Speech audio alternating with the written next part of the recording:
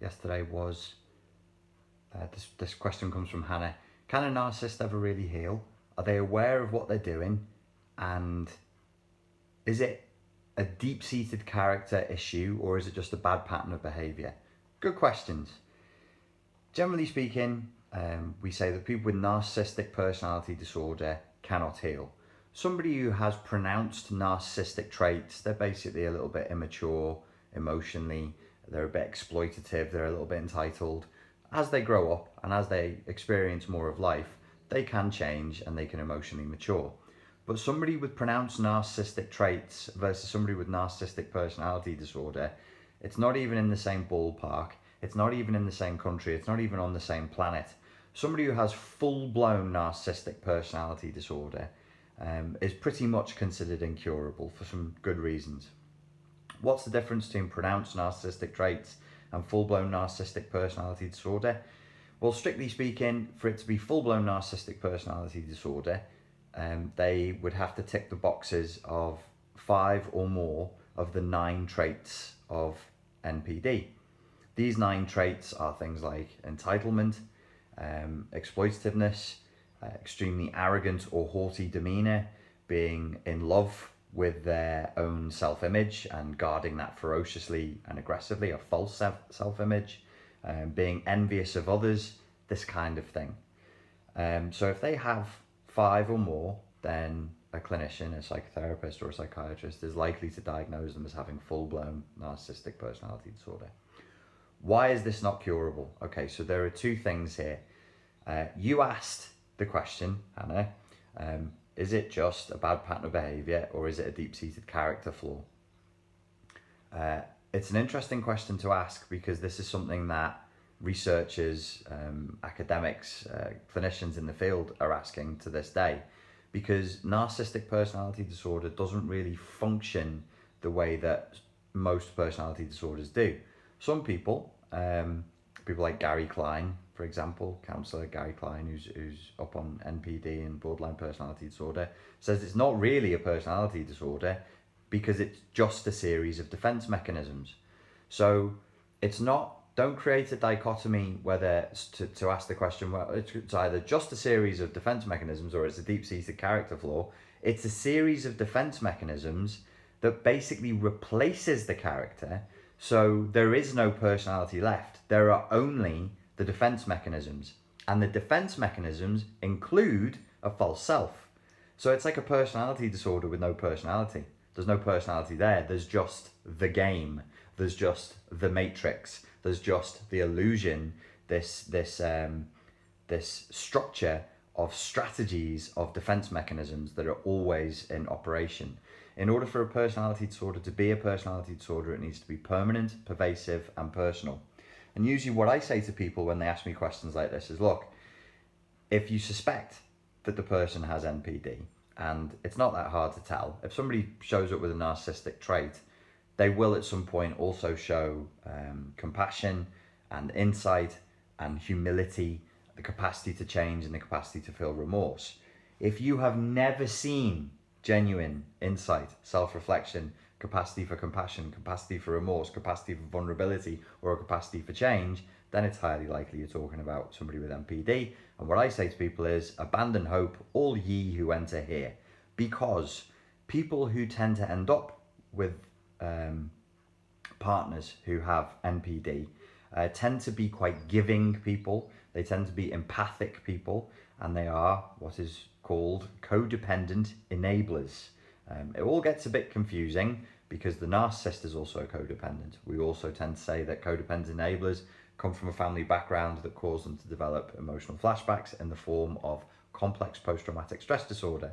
So then people try and create another dichotomy and they go, here's the predator over here, the narcissist, and here's the prey over here, which is the empath or the enabler or the codependent or the person with CPTSD. And what throws a big spanner in the works is, well, actually, the narcissist is also a codependent because their sense of self is derived from others. They really don't have a self per se.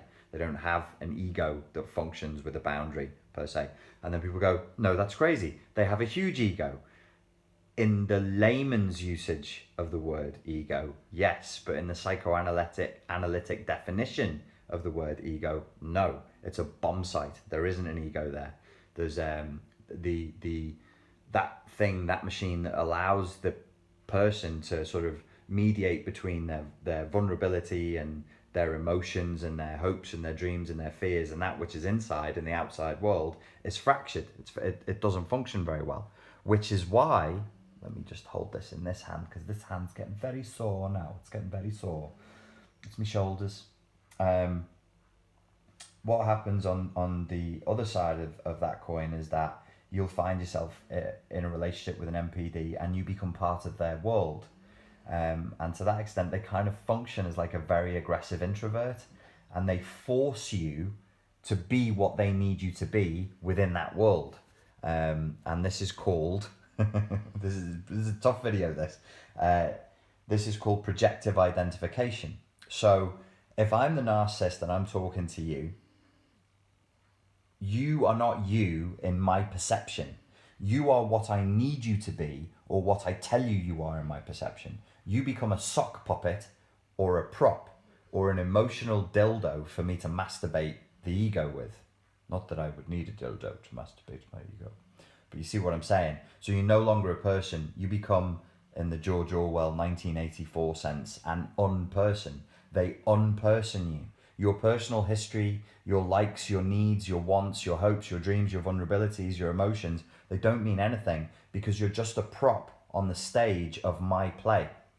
And so I can only see you through this kind of weird, opaque lens where there are bits of you, the real you are there, but primarily the only parts of you that I will see are those parts of you that make me look good and make me feel good and feed into how awesome I am. And if you ever infringe on my awesomeness, then I'm going to come after you and I'm going to punish you. If you infringe on my awesomeness or if you challenge me, that's called narcissistic injury. When I move to punish you and my punishment is disproportionate to your crimes, such as they were not, they were never crimes. It is not a crime to challenge another human being for acting like a dickhead. And my rage is disproportionate, my punishment is disproportionate, that's called narcissistic rage. Let's get back to why this isn't curable. Well, personality disorders can be ameliorated, but this doesn't really function as a personality disorder. This functions as a series of defense mechanisms, as I said earlier.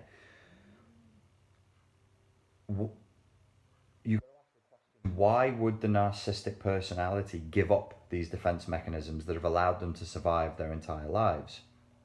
Why would I, as the narcissistic personality, submit to the process of therapy and permit the therapist or the coach or the counselor to adopt a position of authority over me, which I can't do? Narcissists cannot do horizontal relationships where we are good socialist comrades and everybody is equal. This is not acceptable. Everything has to be vertical. I have to be above you.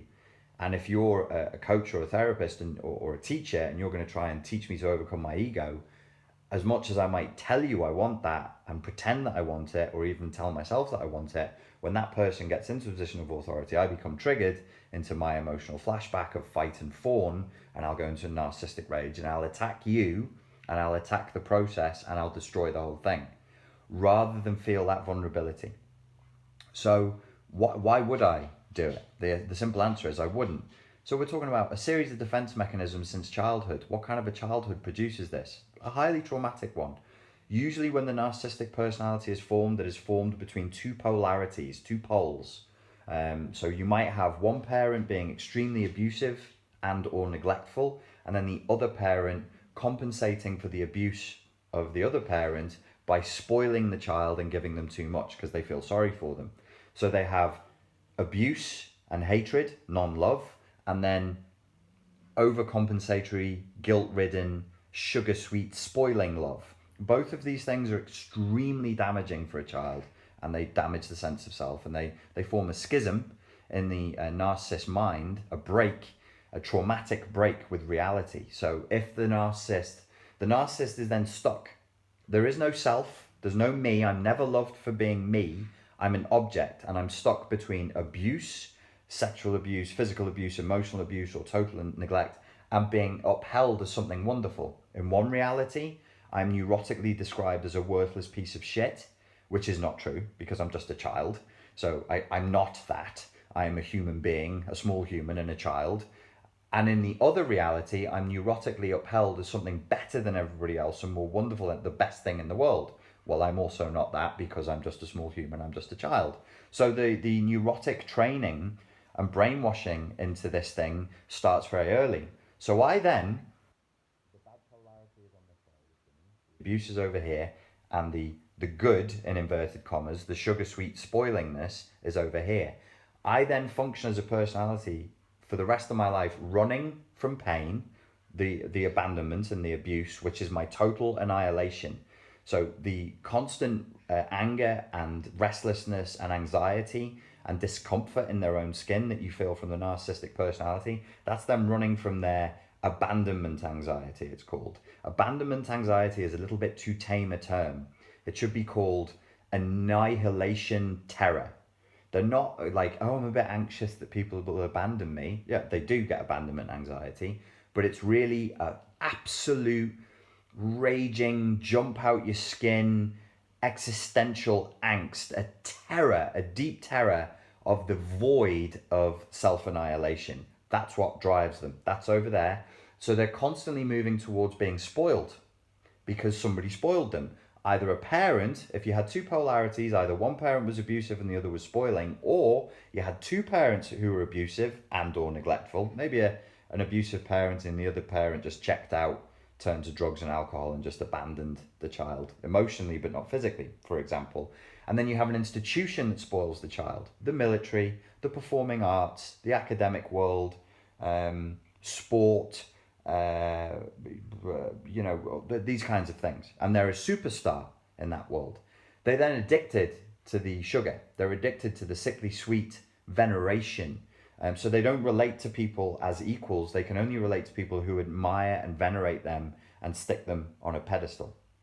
So with that, when you understand that, the mechanics of the structure of what forms a narcissistic personality disorder, you can see why therapy really isn't going to be on the cards.